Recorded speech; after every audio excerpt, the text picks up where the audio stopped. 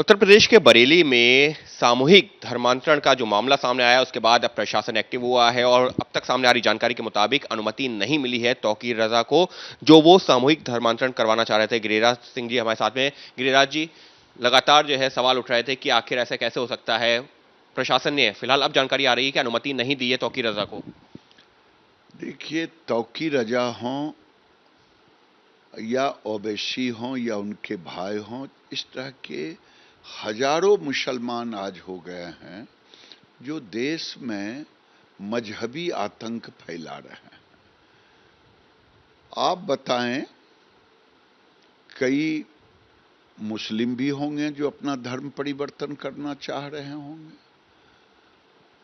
ये सामूहिक धर्म परिवर्तन करा करके क्या संदेश देना चाहते हैं? ये संदेश देना चाहते हैं, हिंदुओं को उस्काना चाहते हैं, हिंदुओं के साथ वो बताना चाहते हैं कि गजवाए हिंद और शरिया कानून हम एस्टैब्लिश कर रहे हैं। मुझे तो सच पूछिए कि तौकीर रजा पर कम है। अगर ये आजादी के समय हमारे पूर्वज जब बंटवारा हुआ धर्म के आधार पे हुआ, अगर ये सारे मुसलमानों का पाकिस्तान भेज दिया गया होता तो आज तौकीर रजा जन्म ही नहीं लेता। ये जो कुछ रह गए, जो कहते हैं मैं अपनी मर्जी से नहीं रहा, मैं कहता हूं उस समय के मौलाना ने साजिश के तहत इन्हें रोका कि आने वाले दिन में फिर भारत में हम शरिया कानून और गजवाए हिंद की सोच रखेंगे। लेकिन भूले नहीं तौकीर रजा। हिंदुओं की सब्र की सीमा और उसकी परीक्षा न लें सब्र का।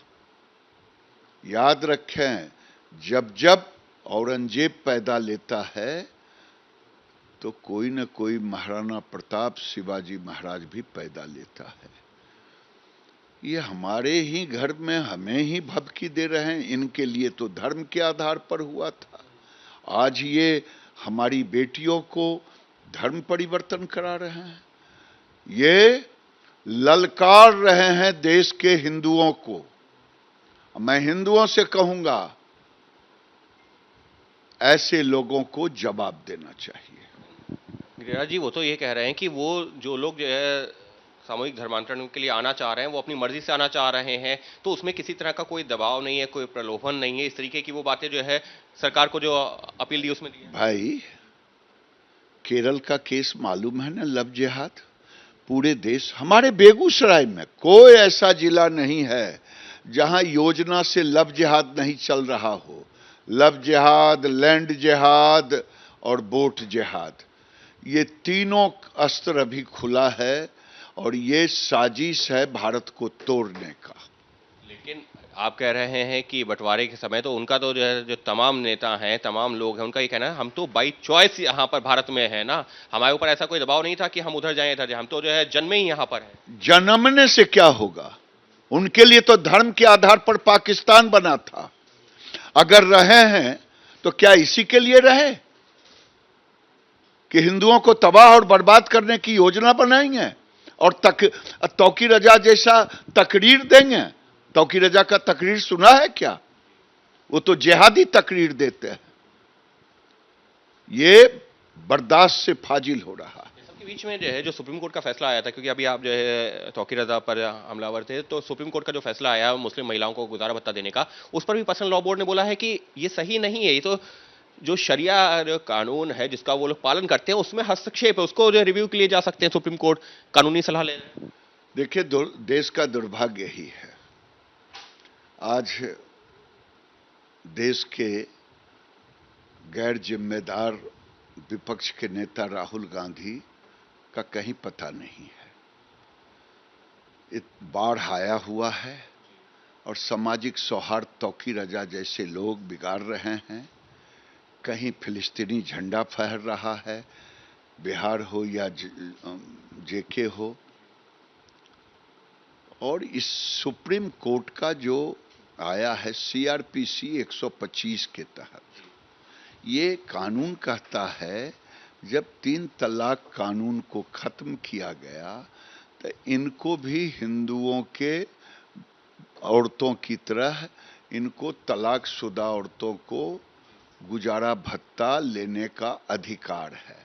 लेकिन वोट के सौदागर राहुल गांधी, कांग्रेस, लालू यादव, अखिलेश यादव सरीके के सारे लोग, ममता बनर्जी, सबकी जुबान बंद है। आखिर क्यों? ये जुबान तो खोले।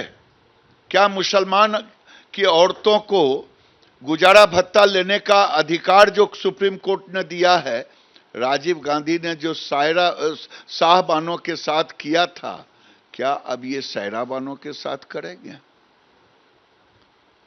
ये कांग्रेस को जवाब देना होगा और मुस्लिम औरतों को सोचना पड़ेगा। इसके बीच में आपने क्योंकि ममता बनर्जी का जिक्र किया तो इस बीच में पांचजन में एक लेख आया है कि उसमें कहा गया है कि रायगंज विधानसभा में ड्यूटी पर लगाए गए सिर्फ मुसलमान लोगों को ही ड्यूटी में लगाया गया। उसके चलते बीजेपी का जो वोट शेयर था वो बहुत कम हो गया लोकसभा या पिछले विधानसभा की तुलना में बात की जाए तो। इस तरीके का आरोप जो पांचजन में लेख में लगाया गया। ये तो पांचजन को धन्यवाद दूंगा, उन्होंने प्रकाशित किया। ममता बनर्जी को अब बंगाल के हिंदुओं पे भरोसा नहीं। अब रायगंज चुनाव को देखें। रायगंज चुनाव में ये वोटों का अंतर इतना क्यों? ये जानबूझकर के योजनाबद्ध बाय इलेक्शन में आप देख लें, सभी में 90-80% मुसलमान को लगाया है। क्या वहां हिंदू कर्मचारी नहीं है? अब बंगाल नहीं रहा। अब बंगाल को वो बांग्लादेश और पाकिस्तान के रास्ते पर ले जा रहे हैं और आने वाले दिन में मुझे डर है कि देश का पहला राज्य होगा जहां ये घोषित करेंगी बांग्लादेश की तरह। अब वहां हिंदुओं को रहना मुश्किल हो गया है। जिस ढंग से सोशली मुस्लिम गुंडे वहां तबाह करते हैं, थाने सुनते नहीं हैं, ये तो साफ जाहिर है या तो भागो या फिर मुस्लिम धर्म स्वीकारो। यही अभी बंगाल में चल रहा है। साफ तौर पर गिरिराज जी का यही कहना है कि जो तुष्टीकरण की राजनीति चल रही है वो बीजेपी के ऊपर अक्सर आरोप लगते हैं, लेकिन असल में जो विपक्ष के नेता हैं वो तुष्टीकरण की राजनीति कर रहे हैं। फिर चाहे वो जो है तौकीर रजा जैसे मामलों की बात हो जहां पर विपक्ष चुप्पी साधे हुए, या फिर जो सुप्रीम कोर्ट का फैसला आया, या फिर बात हो बंगाल की, तो साफ तौर पर आरोप यही है कि विपक्ष ऐसे मामलों पर चुप्पी साध लेता है जबकि लगाता है बीजेपी पर उल्टा आरोप। सहयोगी कैमरा पर्सन राजेश कुमार के साथ Ankit Gupta, ABP news, Delhi. For exclusive and insightful videos, subscribe to our new channel ABP Live Premium.